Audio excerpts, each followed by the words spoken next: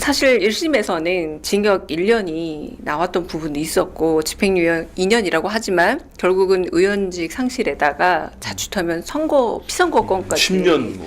맞습니다. 네. 그런데 이제 항소심이 뒤집혀졌는데 어제 많은 율사 출신 의원님께서 말씀하시기엔 이 꼼꼼한 판결을 보아하니 이건 대법원에서 뒤집히기 어렵다라는 걸 이미 우리가 좀 눈치챌 수 있다. 뭐 이렇게 말할 수도 있다라고 했어요. 좀 항소심 선고 공판 과정에서 김성애 의원께서 뽑은 명장면 혹은 딱 귀가 솔깃했던 순간 혹시 있으신지? 그 우리나라 검사들이 기소를 하면 유죄받는 유죄율이 얼마인 줄 아세요?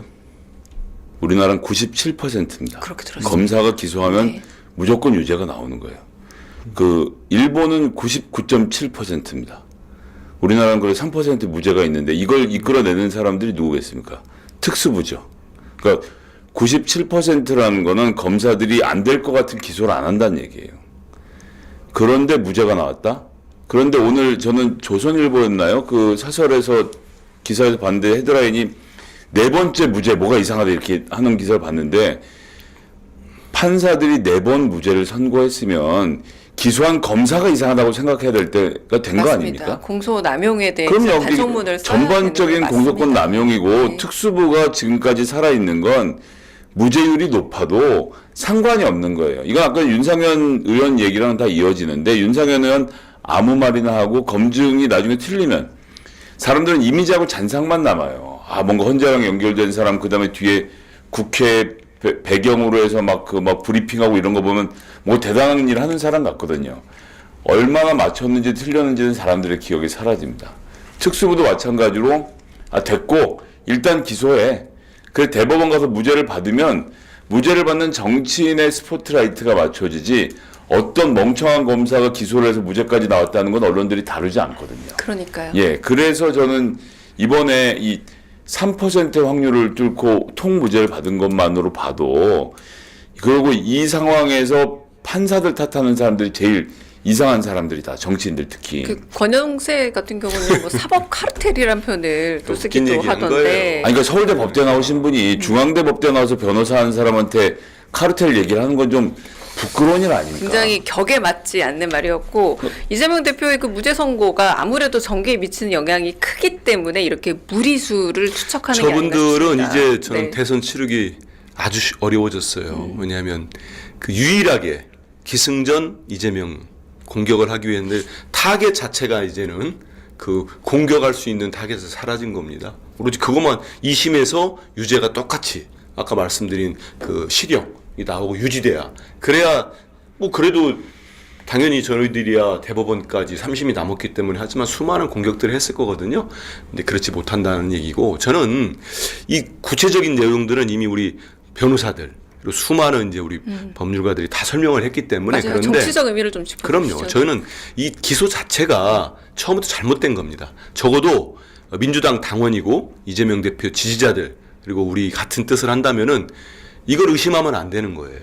사법 리스크란 말씀은 안 됩니다. 그건 사법 리스크는 공격하는 쪽. 그게 프레임이죠. 그럼요. 윤석열 검찰이 맞습니다. 네. 기소 수사를 하고 기소를 한 거예요. 윤석열 자체가 대선 때 무슨 얘기를 했습니까? 아이러니컬하게도 주옥 같은 오록들을 윤석열은 많이 남겼어요.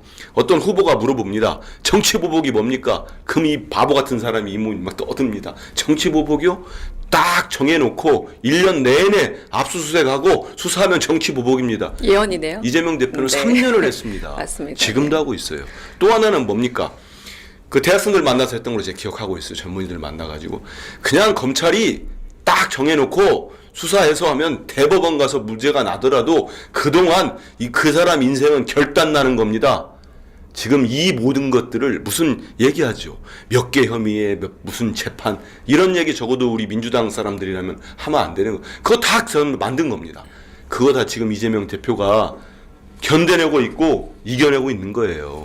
그 과정에서 이번 맞습니다. 총선을 네. 이긴 거고 하기 때문에 그리고 어제는 제가 그 재판 현장에서 갔다가 제가 이제 기자 생활하면서도 법조는 제가 나간 적이 거의 없어요. 지원 좀 나가. 그래 몰랐는데 보니까 이 중개법정이라는 게 있더라고요. 본법정에는 대표님과 변호인들만 들어갔어요. 그리고 추첨을 저도 예전에 1심할 때 추첨했는데 법조기자분들. 떨어졌거든요. 네, 떨어져서 네, 못 들어갔고 추첨 넣는데 안 되더라고요. 그래서 어제 우리 쪽은 다 없었고 기자분들하고 일반 방청객만 좀 들어갔는데 우리 의원들 지도부가 들어가니까 법원 쪽에서 중개법정이라는 곳에 잠깐 대기할 수도 있는데 가보니까 거기도 기자분들이 왔고 저는 서서 들었어요. 저하고 이해 실장님이랑 몇 분은 서서 듣는데 그 1시간 40분이죠. 1시간 38분 정도 그 정도 걸렸다고 됐던 거 하더라고요. 기억해요. 제가 네. 100분 정도를 서서 듣는데 그렇게 제 눈과 귀를 집중해 들어본 적이 많지 않았던 것 같아요. 정말 한마디 한마디 다 들었거든요. 그 판사가 하시는 거.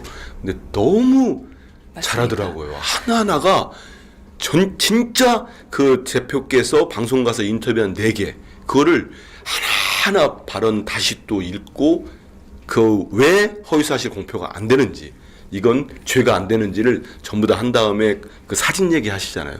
전 전유를 인상적이었던 게 몇 개 있는데 그 중에 그 사진은 조작된 것으로 볼 수 있다. 그렇죠. 야, 그 조작이라는 이런 표현도 썼고요. 썼죠, 재판부가. 여기서 좀 권영세와 권성동 이 두 쌍권총 커플이 네. 예상과 다른 무죄가 나오자 태도를 좀 싹 바꿔서 어떤 말들을 했는지 좀 봤으면 싶은데요.